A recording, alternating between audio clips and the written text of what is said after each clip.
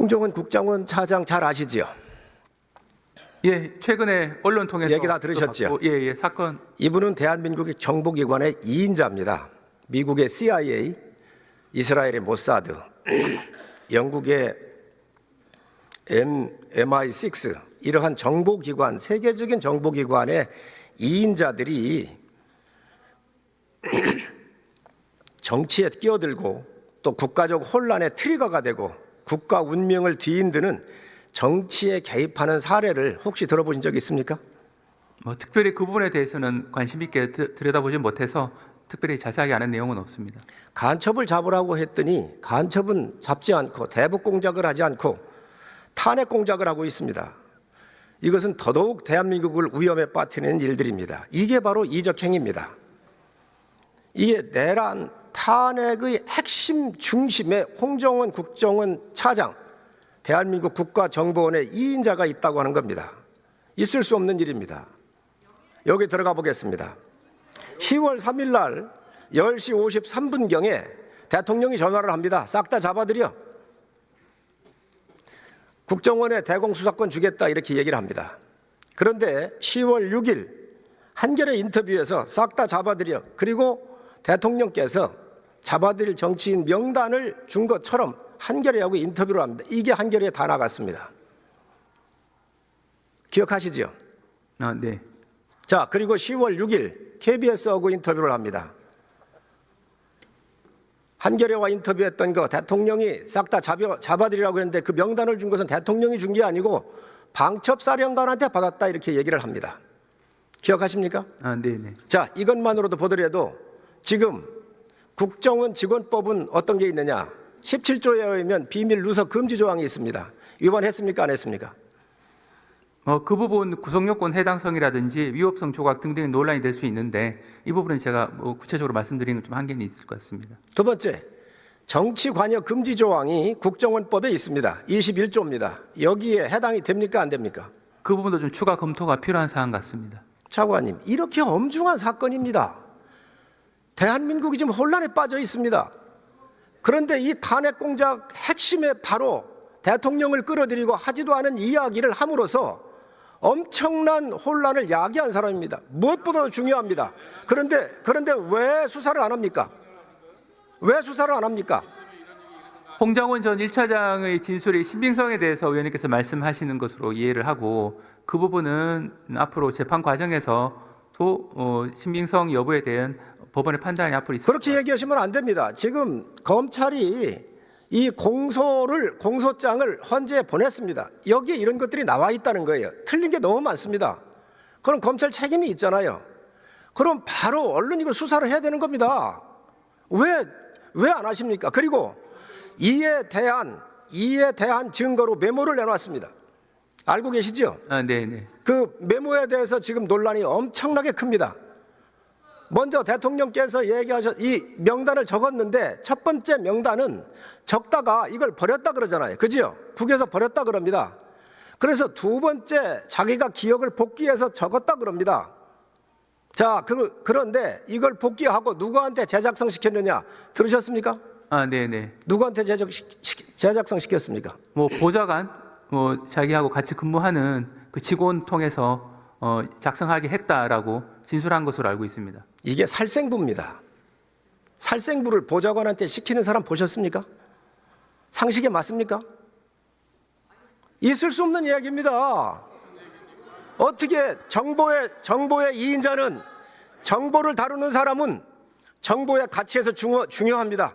누구한테 받았는지, 언제 받았는지, 어디에서 받았는지, 무슨 내용을 받았는지 이게 가장 중요한 내용입니다. 그런데 이 내용에 대해서 이게 신빙성이 없고 지금 원본을 버렸다는 거예요. 보좌관을 시켰다는 거예요. 그러면 이보다 더 중요한 게 어디 있습니까? 지금 우리 법무부 차관이 검찰에서 이런 것부터 수사를 안 하면 도대체 어느 거를 수사를 한다는 말입니까? 어떻게 생각하십니까? 네, 지금 위원님께서 말씀하시는 그 부분은 최근에 헌법재판소 증인으로 나와서도 이제 논란이 좀 된 부분이기도 하고 앞으로 재판 과정에서도 신빙성 여부 판단에 있어서 여러 가지 추가 검토가 법원 내에서도 아마 될 것으로 생각합니다. 이 국정원 차장이 국정원장 공간 앞에서 받아 적었다 그랬어요. 국정원장 공간 앞에 CCTV가 있을 겁니다. 없겠습니까? 그 중요한 시설에? 빨리빨리 압수수색을 해야 될 거 아니에요. 이 메모를 빨리 입수해야 될 거 아니에요. 이 입수해서 필적 감정하고 CCTV 가다 감정하고 이 중요한 이 사건의 탄핵 공작의 트리거가 바로 이 홍장원인데 이에 대해서 수사를 않는 게 지금 검찰이 지금 뭘 하고 있습니까? 응? 어떻게 생각하십니까? 네, 위원님께서 말씀하신 부분은 취지는 홍장원 전 1차장에 대한 수사를 촉구하시는 취지로 보이는데 일단 당의 그 수사팀에서 여러 가지 수사의 필요성 여부를 합리적으로 판단할 것으로 생각은 합니다. 이 홍정원 차장이 헌법재판소에 가가지고 자기가 이 메모를 썼는데 왼손으로 썼답니다. 왼손잡이랍니다. 이 사람 왼손잡이 아닙니다. 국정원에 제가 제보받은 부하였던 직원이었던 사람들로 제가 제보받은 게 보면 화면 보시면 저 보십시오. 지금 이렇게 쓰지 않습니까? 상습적으로 쓰고 있는 겁니다. 이게 어떻게 왼손잡이입니까? 응? 정말로 있을 수 없는 모든 게 거짓으로 지금 꾸며주고 있다. 탄핵 공작을 하고 있다. 간첩 잡으라고 했더니 탄핵 공작을 하는 주범이 대한민국 정보의 2인자입니다. 이게 수장으로 2인자입니다. 있을 수 있는 일이 아닙니다. 이게 또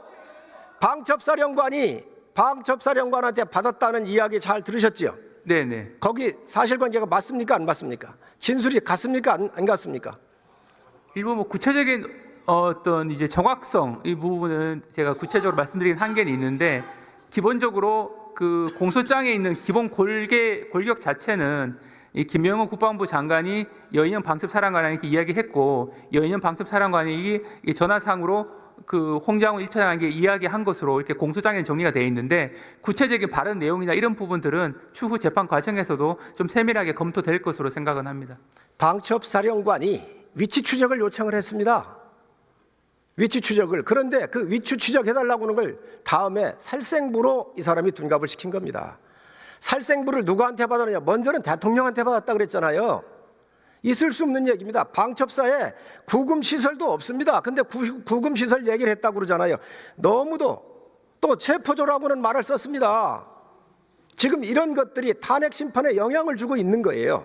탄핵 심판에 가 있는 재판관들한테 공소장으로 가 있는 거예요. 그러니 빨리 수사를 해서 이 공소장이 잘못되어 있으면 바꿔주고 제대로 이야기를 해야 될 거 아닙니까? 그런데 이게 지금 언론을 통해서 밝혀지고 있는 거예요. 검찰이 지금 뭐 하고 있어요? 어떻게 생각하십니까? 그 부분은 이제 수사팀에서 합리적으로 판단을 해서 수사가 필요한지 여부에 대한 검토를 할 것으로 생각은 합니다. 또 이 홍장원 차장이 이재명 대표를 비롯해서 한동훈 대표 여러 사람을 잡아들이려고 그랬습니다. 이거에 대해서 홍장원이 직접 얘기했는지 아니면 이게 비밀리에 전달한 사람이 누가 있는지 이 또한 수사를 해야 합니다. 그리고 지금 이 홍장원과 연결되어 있는 게 민주당 의원들입니다. 문자를 주고받았습니다. 다 나왔습니다. 나오고 있습니다. 이러한 부분에 대해서 얼마나 중요한데 정보를 다뤄왔던 2인자가 이러한 정치적 사건에 비밀을 가지고 야당 의원을 만나고 하는 게 이게 상식선으로 맞는 이야기입니까? 안 맞는 이야기입니까?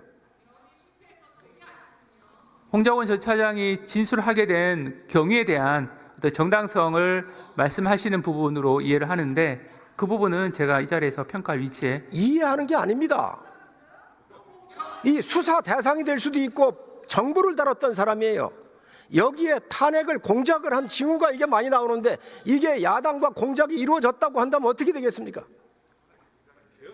지금 이 부분에 대해서 검찰이 빨리 증거를 입수하고 압수수색을 실시해 증거를 확보하고 빨리 수사를 해야 되는 겁니다. 지금